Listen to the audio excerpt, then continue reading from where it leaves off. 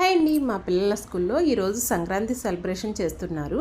ఆ ఈవెంట్ కోసం పిల్లలకి ఏమైనా సంక్రాంతి స్పెషల్ స్నాక్స్ ఇచ్చి పంపించమన్నారు.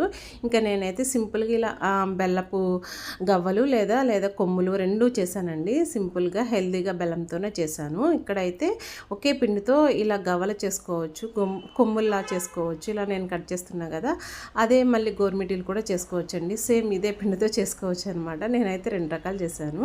ఇలా మనం చపాతీ పిండిలా కలిపేసేసుకుని ఇలా కట్ చేసుకున్న కొన్ని నా దగ్గర ఉన్న బెల్లపు చెక్క ఉందన్నమాట, గవ్వలు చెక్క. ఆ గవ్వల చెక్కతో గవ్వలు కూడా ఆయిల్ అప్లై చేసి గవ్వలు కూడా చేసేసుకున్నాను.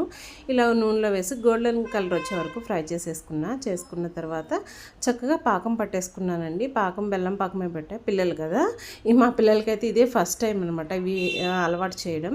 వాళ్ళకి ఇష్టమైతే నెక్స్ట్ టైం మళ్ళీ చేయొచ్చు కదా అని చాలా కొంచెమే చేశాను అనమాట. వాళ్ళిద్దరికి సరిపడా స్నాక్స్ బాక్స్లో ఇచ్చి పంపించమన్నారు కదండి. వాళ్ళకైతే బాగానే నచ్చింది. ఈజీగా సింపుల్